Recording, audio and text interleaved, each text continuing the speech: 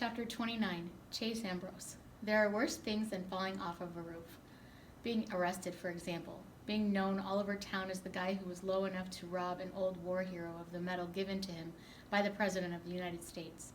The part that really hurts is what Mr. Soloway must think of me now. I stole from the person I respect more than anybody I've ever met. Talk about fate. I was already guilty of the theft before I even started admiring the guy, and I'm absolutely sure he'll never speak to me again. Why should he?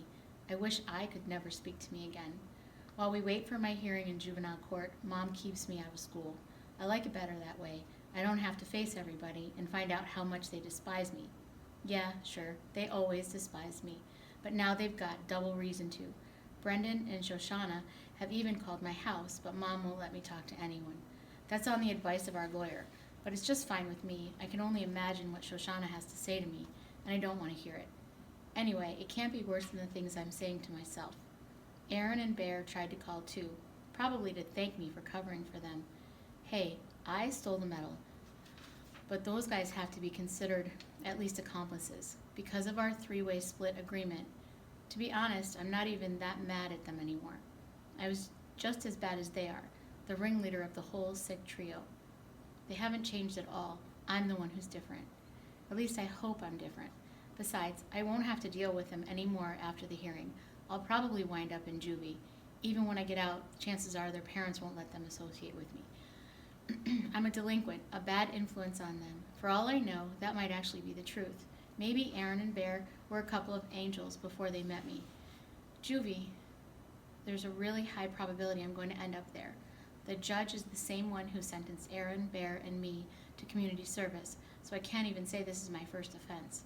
As for pleading not guilty, it's too late for that. Everybody knows I did it. Mom forgives me, but that doesn't mean much. If you can't respect mercy from your own mother, if you can't expect mercy from your own mother, you might as well throw in the towel. Johnny's coming back from college to stand with me at the hearing, which means I'm messing up his life too. The only other people I ever see are Dad and his family. Go figure. My stepmother, Corinne, turns out to be my biggest fan at a time when I'm toe jammed to the rest of the world. Not that Mom isn't supportive, but she's so scared of what's going to happen to me that her nervousness is making everybody nuts. Corinne's different. First, I'm not her kid. And second, she's not the one who might be going to juvie. So she can be a little less emotional about this. I have to believe that the judge will be able to see the kind of person you are. I guess I was pretty rotten to you, Helene. Helene, I said. You know, before, I don't remember it, but I'm still sorry. Never mind that, she replies. Let's focus on how things are now. Helene is only 4, so she understands nothing about my problems. Actually, the only time I feel really relaxed these days is when I'm sitting on the floor with her, playing Barbies, something the old Chase wouldn't have been caught dead doing.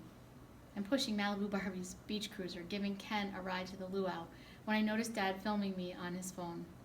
I thought playing with a 4-year-old interferes with your focus on important things like football, I tell him. Are you kidding, Champ? He exclaims. We can show this at your trial. It's a hearing. Whatever.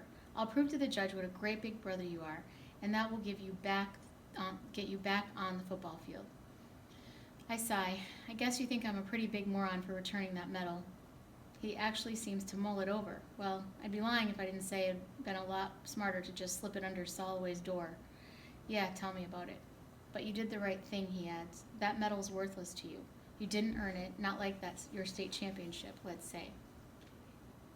It only has value to Mr. Soloway. I don't know how valuable it is to him either. He can't remember any of what he did to win it. He blanked it out the way I blanked out my whole past. Dad shrugs. Even if you can't remember it, it still happened. I love the kid you used to be. I start to protest and he holds up a hand. Let me finish. Just because I miss the old Chase doesn't mean I don't appreciate who you are now. I'm not blind. I see the bond you have with Helene. I think that would have been You think that would have been possible before your accident? I thought you considered that kind of stuff weakness. He reddens. I just didn't know the new you yet. It takes strength to eat the blame and not rat out Aaron and Bear, especially when they more than deserve it. Or to try to make things right with Miss Soloway, or even the Weber kid, whether they appreciate it or not. You're strong, all right, and stupid. But everybody has stupid moments. The trick is not to let a few bad moments cost you the game. There's something in his expression that I've never noticed before. It was probably there a lot before the accident, but this is the first time that I actually see it. Pride, which is going to be worth exactly 0 in front of a judge. As I step through the metal detector at the courthouse, I freeze. I've been here before, and the memory comes flooding back. Move it along, son, the security guard urges me. Plenty of people in the line behind you. Right. Sorry. I stumble forward to make room for Mom, Johnny, Dad, and Mr. Landau, our lawyer. I must look a little shaky because my brother whispers, "Hang in there, kid." I nod, wrap up my latest flashback, arriving in this very building with Aaron, Bear, and our families. What I remember the most is my anger, my outrage that the 3 of us were being hauled into court for booby-trapping Joel's piano. I was mad at everybody. Joel, the Webbers, the school, the police. Didn't they know who I was? Chase Ambrose, MVP of the state championship game. We ruled that school. Whatever we did was okay just because it was us who did it. Yeah, I was mad. I can practically feel the heat of my rage radiating through the memory. What a difference a few months make. Back then I had such a high opinion of the great Chase Ambrose that I considered myself untouchable. Now it's the opposite. I hate myself so much that there's no way any judge could hate me more. That's why Mr. Landau has been so frustrated with me. How can you create a defense for someone who won't defend himself? It's not what I want to It's not that I want to get sent to juvie. I don't. But I'm 100% guilty. I took the medal, I hid the medal, and even if I'd been my old self, I would have sold the medal and pocketed the money. There it is, my whole case. That's probably why Mr. Landau's betting everything on character witnesses, because I refuse to say anything in my own behalf. I hear my mom drawing a tremulous breath as we enter the courtroom. My dad puts an arm around my shoulders. Believe it or not, I don't even shrug it off. Right now, I need all the support I can get. When I take my first look around, I almost lose it. Everybody's here. Brendan and Kimmy are sitting with the video club, along with a lot of kids from school. I see Coach Davenport and a group of football players, Joey, Landon, and some others. Mrs. DeLeo is there too, along with several of my teachers. In the front row, I'm shocked to find Shoshana, Joel, and their parents. Shoshana catches me looking at her and quickly turns her head. I'm blown away. I already know I'm not the most popular guy in Hayasui. But the fact that so many people despise me so much that they take time out of their day to come and watch me get sentenced to juvie is the most painful thing I've ever had to face. All that's missing is the stocks so the angry mob can throw rotten vegetables at me. Judge Garfinkel comes in and spends a few minutes reviewing the case while I sit there and stew. Oh, I remember now. He turns his sharp gaze on me. Young man, I told you that if I ever saw you in my courtroom again, things would go very hard with you. What do you have to say for yourself? Mr. Landau starts to get up, and while he's buttoning his jacket, I reply, Nothing, Your Honor. I don't remember why I stole Mr. Soloway's medal. I wouldn't do it today, but I definitely did it then. The judge nods gravely. I appreciate your honesty. You're making my job easier, if not any more pleasant. I have some character witnesses who would like to be heard, Mr. Landau announces, if it pleases the court. Judge Garfinkel sighs. Proceed. Mom goes first, dripping enough tears to warp the wood of the witness stand. Her main message is what a difficult child I used to be and how much I've changed since my accident. She spends a lot of time talking about how seriously injured I was and how long I was unconscious. This comes from Mr. Landau's careful coaching, but Judge Garfinkel looks about as easy to persuade as one of those giant stone heads on Easter Island. Dad is next, and I'm amazed at some of the things he says. I thought all he cared about was that I'm a chip off the old block, but he only mentions football once. What kid doesn't act like he's got it all figured out when he's Chase's age? Even so, getting to know my son the way he is now, I almost wish someone had pushed me off of a roof when I was 13. I'm stunned. The very best part of my father's 48 years was the time he spent in middle and high school. He considers himself to have been the ultimate athlete, hotshot, and a big man on campus. He has never, not once, allowed for even the remotest possibility that his youth was anything less than perfect. Until today, when he thought it might help me. Mr. Cooperman comes up to confirm that my head trauma was as serious as we say it was. Dr. Cooperman comes up to confirm that my head trauma was as serious as we said it was. Enough to bring an amnesia and enough to cause a personality change. Judge Garfinkel frowns, and the personality change is permanent? It's impossible to tell, the doctor admits. In many ways, we know more about outer space than we do about the innermost workings of the human brain. but there's every reason to believe that Chase is a new person. As Dr. Cooperman steps down, the bailiff reads the name of the next character witness. Shoshana Weber. What? I'm frozen in my chair. That has to be a mistake. But no, Shoshana has gotten up and is heading to the stand. I tell them Mr. Landau's sleeve. No, I hiss. This character witness thinks I'm subhuman garbage. She's still avoiding my eye contact with me, but there's an intense expression on her face. She's a girl on a mission, and I know exactly what that mission is, to bury me. She doesn't say anything, just sits there, steam building inside her like a boiler about to explode. Not good. Oh, this is so not good. Miss Weber, prompts the judge. I know Chase is guilty, she begins. He's guilty of a lot of things, but he's done a lot of good things too. He's trying, even if he isn't always succeeding. Judge Garfinkel clears his throat. Young lady, the purpose of a character witness is to vouch for character, not to point out faults. I was getting to that part, she tells him. The big question is, what kind of person is Chase going to be now? He gave the medal back. That's a plus. But there are minuses too, like at school when he lied to cover up for his old friends. I'm not saying that to make him look bad. I'm trying to give you a totally fair picture of Chase today. Thanks to falling off that roof, he's been given a chance to restart his whole life. Maybe it hasn't been perfect. She struggles for the right words. I'm silently pulling for her not to find them. I'm grateful that she doesn't seem to hate me as much as before, but this isn't helping. And, the judge prods. I was harder on Chase than anybody else, she explains. And some of that was justified and some of it wasn't. I guess what I mean is, if I have faith that he's going to turn out okay, you can take it to the bank. And I'm amazed to say this, but I just know he'll be a good person. Huh? It wasn't the kind of testimonial Mr. Landau was hoping for, but it was absolutely honest. For sure, I wasn't expecting to hear the words good person coming from Shoshana, not when she's talking about me. Don't get me wrong, if the Webers forgive me, that would be a humongous weight lifted off my shoulders. Mostly, though, I'm just confused.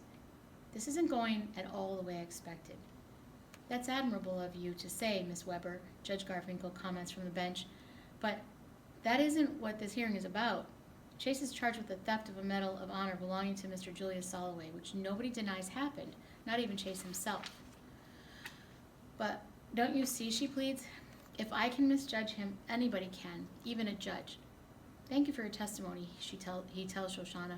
Let's move along. Would anybody else here like to say something on behalf of this young man? The chorus of squeaking chairs' backs and shuffling feet is louder than it should be. That's when I realized that every single person in the gallery has gotten up. They cross the courtroom in the direction of the witness stand, kids, teachers, parents alike. The only occupied seats belong to my family and Mr. Landau. Everybody else is in line in front of the bewildered bailiff. Video club kids I know I pushed around in the past, teachers whose classes I used to disrupt, football players who thought I deserted them, even Joel and his parents. I stare at them, practically everyone I know, waiting their turn to support the bully who deserves no support at all. They nod encouragingly at me, wave, flash me thumbs up. The picture doesn't last long. My eyes fill with tears, and it's all a blur. I was afraid I might cry at some point during the hearing, but not because of this. This is something I couldn't have imagined in a million centuries. I bite down on the side of my mouth hard, and my vision clears a little. From the bench, Judge Garfinkel gazes at the milling crowd. All right, I get it, he turns to me. This is impressive, and I don't deny that you must have completed an incredible turnaround. But a serious crime has been committed here, and not a first offense either. Chase, can you guarantee that you're no longer the same person who stole Mr. Soloway's medal? I sense salvation is so close I can almost reach out and squeeze it. All I have to do is say yes, and I'm off the hook. It's a happier ending than I could have dreamed of, far happier than I have any right to expect. And yet, how do I know I'm 100% different? As the memories continue to trickle back, it's pretty clear that the old me and the new me aren't two separate Chases. Can I really claim to be no longer the same person? Of course, that wouldn't stop me from telling the judge what he wants to hear. It's what the old Chase would do, take the easy way out, like that time in Dr. Fitzwallace's office, lie, cheat, say anything to beat the rap. I'd be proving that I haven't changed a bit. Okay, Judge Garfinkel will never know the difference, but I will. And in that instant, I understand that being true to myself is more important than fooling the judge with the power to send me to juvie. I shake my head sadly. I'm sorry, Your Honor, but I can't make that guarantee. I feel different. I have no urge to do the things I used to do, but the person who stole the medal was inside me once. I can't promise that he's gone forever. There's almost a wind in the courtroom. All those people deflated at the same time. Shoshana, Joel, Brendan, my parents. Judge Garfinkel lets out a heavy breath. In that case, Chase Ambrose, you've left me no choice. It is the decision of this court that you be remanded to the juvenile authorities. Now hold on just one cotton-picking minute. In the excitement, nobody's noticed that the courtroom doors have been flung wide. In shovels Mr. Julius Soloway, war hero, struggling behind his walker. Around the neck of his one and only suit hangs his Medal of Honor, freshly polished and gleaming. The look in his blazing eyes plainly says he intends to take the world on and win. That gets the judge's attention. I assume I'm addressing Mr. Soloway. Please take a seat, sir. No, I'm not going to take a seat, Mr. Soloway replies belligerently. All this ruckus over a stupid medal, well, here it is with its rightful owner. Case closed. Now, let's all go home. It's taco night at Portland Street. The judge is respectful but firm. It doesn't work that way, Mr. Soloway. A crime has been committed here, even if it now has a satisfactory ending. Crime, Mr. Soloway challenges. Chase didn't steal my medal. I loaned it to him. I jump up. Mr. Soloway, don't. What do you know about it? The old soldier roars at me. You fell on your head and lost your memory. Who are you going to believe, Judge? The fellow who remembers, the fellow who doesn't? Judge Garfinkel frowns. This may be juvenile court, but it's still a court of law. We deal in the truth and only the truth. The truth is, this is a good kid. How many people do you have to hear it from? Mr. Soloway indicates the lineup in front of the witness stand. I trust him with my medal any time. Why wouldn't I? Mr. Landau steps forward eagerly. I believe Mr. Soloway has introduced reasonable doubt. The judge snorts a laugh at him. Watch it, counsel. I'm not an idiot. His harsh expression softens. However, in light of the incredible show of community support, plus the testimony of a decorated veteran, I'm going to dismiss the charge against Chase Ambrose. He looks me straight in the eye. Don't prove me wrong. I breathe and realize breathing is something I haven't been doing since Mr. Soloway came shuffling through the door. An enormous cheer goes up in the courtroom. I'm hugged, kissed, and high-fived. My hand is pumped to the point where my elbow is jelly. My back is pounded until Dr. Cooperman warns about internal injuries. The football players carry me around on their shoulders. Coach Davenport complains that he hasn't seen this much team spirit all season. There, high above my celebrating supporters, I experience another flashback. It's the state championship from last season. Hang on. It's a state championship from last season. We have to move for a second, kids. Okay, that's okay. Sorry. It's not going to turn on. It's so close. It's so funny. One page. Oh, there we go. And back to our regularly scheduled reading.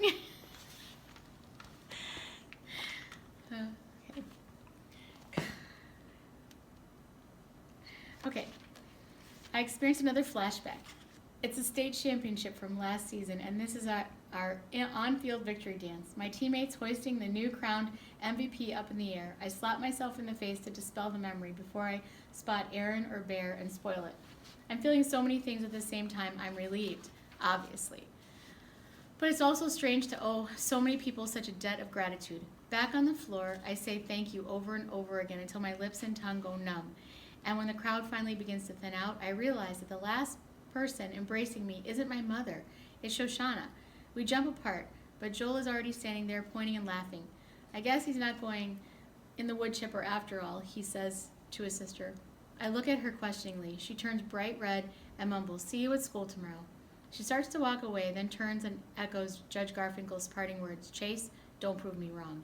Come to think of it, Shoshana would make a pretty good judge. She'd make an even better jury and executioner. I wouldn't want her any other way. When the Webbers leave, I'm down to my last thank yous, and this one's the most important. Mr. Soloway has established himself in the front row of the gallery. He's scowling at me. You know, kid, he'd make a lousy lawyer. You almost blew it up there. Mr. Soloway, you know you didn't lend me that medal. He shrugs expansively. I would have. Besides, you have amnesia. I'm old. Who remembers? But think where you'd be if I hadn't been able to get a lift over here. Thank you so much, I quaver, thinking about how hard it is for him to get around. Don't thank me. Thank her. He motions to the back of the courtroom. There, by the door, stands Corinne. One hand holds on to Helene and the other to the keys of her van. She's beaming at me. It's funny, when I woke up in the hospital at the end of the summer, I didn't even know myself, much less anybody else. I hope I never again experience a feeling that lonely, but today, with my entire future at stake, I wasn't alone. The Chase Ambrose I used to be never would have assembled such support. Mom and Dad, Johnny, probably Aaron and Bear, who have to be worse than nobody as character witnesses. Maybe a few more teammates out of obligation. That would have been the sum total of my cheering section. I follow my family out into the steps of the courthouse and take a tremulous lungful of free air. How many people ever get a do-over at life? Falling on my head was the best thing that ever happened to me.